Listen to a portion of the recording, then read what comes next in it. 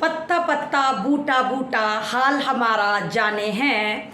पत्ता पत्ता बूटा बूटा हाल हमारा जाने हैं। जाने ना जाने गुल ही ना जाने बाग तो सारा जाने हैं। अस्सलाम वालेकुम। मैं आपके सामने एक बार फिर आपकी चहेती आपकी अपनी अमन रिजवी।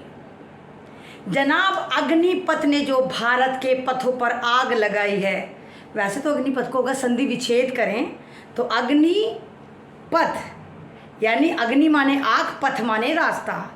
ये जो स्कीम लेकर आए मोदी जी और मास्टर स्ट्रोक बनाकर भारत के नौजवानों को बेवकूफ़ बनाने की एक नाकाम साजिश करी और जिसकी वजह से भारत के इन्हीं के बकौल भूखे नंगे बच्चे सड़कों पर आ गए। मोदी जी को लगा जिसकी लाठी उसकी भैंस, लाठी हमारी है, हम कुछ ले दे के मामला सेटलमेंट कर लेंगे और इन बेवकूफ़ों को, इन बच्चों को जिनके ख्वाब आर्मी में जाने के थे, इनको बेवकूफ़ बना के 4 साल में हम इनको बेरोज़गार का सर्टिफिकेट पकड़ा देंगे।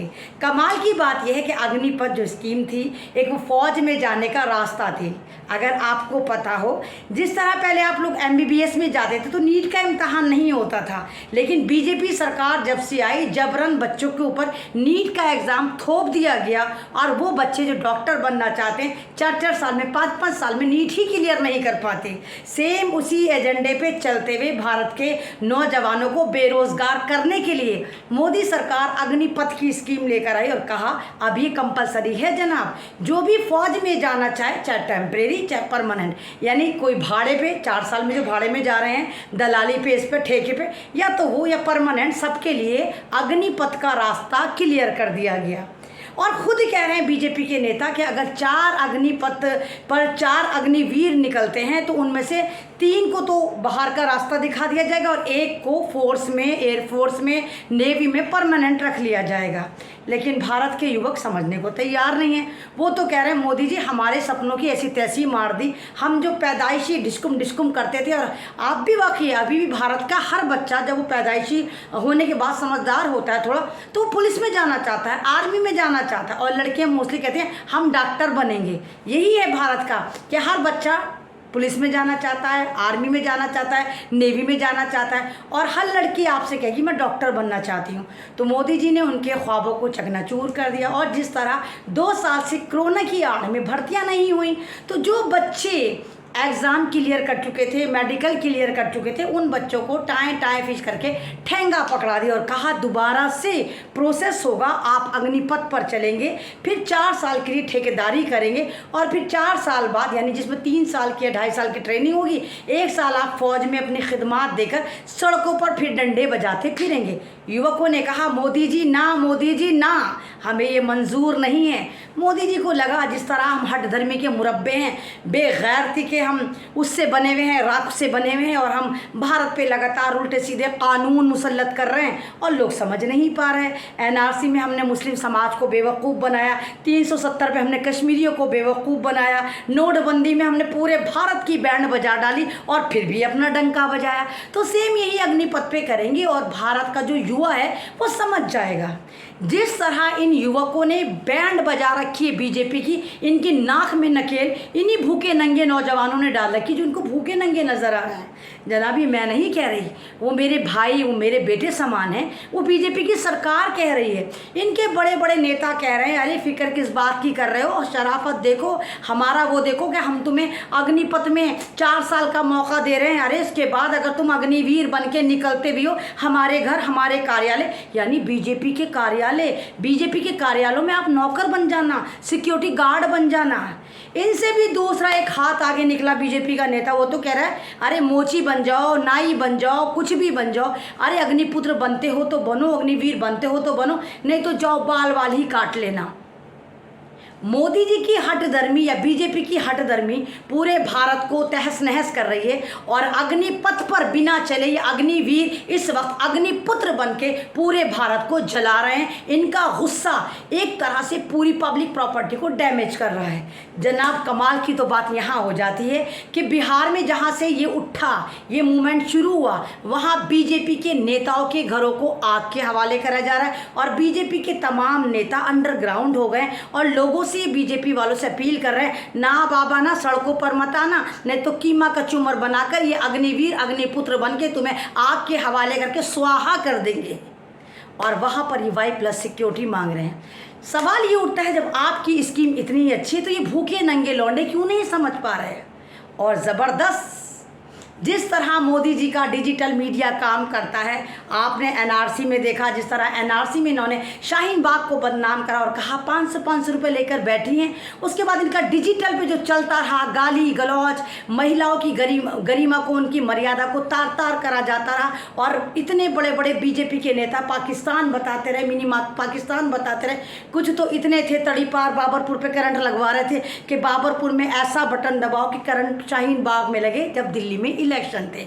इन्होंने अपनी तमाम गरिमा को तार तार कर दिया, महिलाओं के सम्मान को ताक में रख दिया। जिस भारत माता की जय कहते हैं, उस भारत माँ को लगातार बलात्कार करते चले आ रही बलात्कार पार्टी।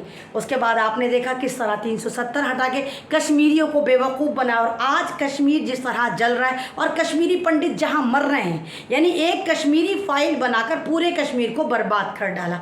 कश्मीरी नहीं समझ पाए, 370 हटाई, एनआरसी लेकर आए, मुसलमान नहीं समझ पाए, फिर जीएसटी लागू करी तो व्यापारी नहीं समझ पाए। अब फिर ये 3 बिल लेकर आए किसानों के। जब किसान बैठे तो आलिस्तानी, खालिस्तानी, पाकिस्तानी बताया गया। और ज़बरदस्त तरीक़े की हिट ये थी कि जिन बीजेपी के नेताओं ने और रेंटल लॉन्डों ने या रेंटल किसानों ने कभी धनिया नहीं उगाया था, गमले में धनिया नहीं उगाया, और वो बिल के फ़ायदे बता रहे थे।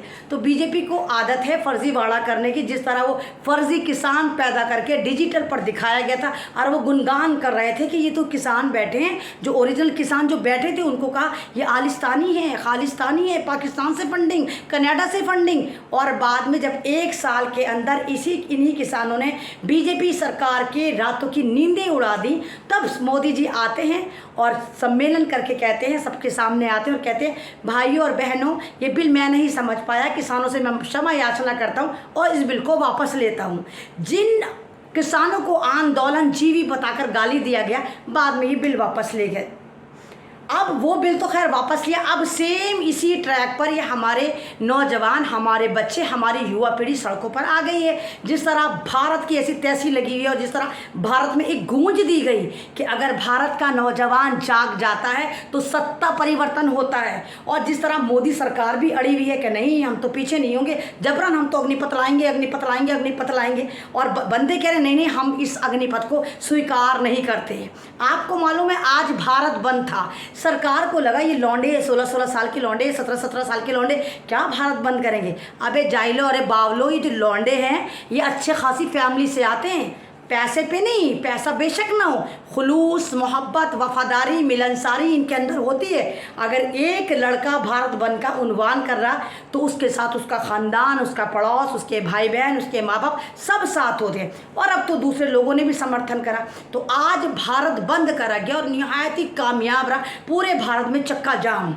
आपको मालूम है कितनी ट्रेनें रद्द हुई? 700 ट्रेनें रद्द हुई जनाब। और पूरे भारत के स्टेशन, यानी जो रेलवे स्टेशन थे, उनको छावनी बना दिया गया। मोदी जी तो परेशान हैं, इनके नेता भी परेशान हैं, ऊल झलूल बयान दे रहे हैं। मोदी जी को लगा जिस तरह हमने किसानों को बेवकूफ़ बनाकर हमने रेंटल किसान पैदा करे थे, इसी तरह मोदी जी अपने डिजिटल प्लेटफॉर्म पर रेंटल लौंडे लेकर आए। वो रेंटल लौंडे जो कोई पनवाड़ी है, कोई परचून की दुकान चलाता है, और तमाम के तमाम वो एक्सपायरी बुढ़े तोते।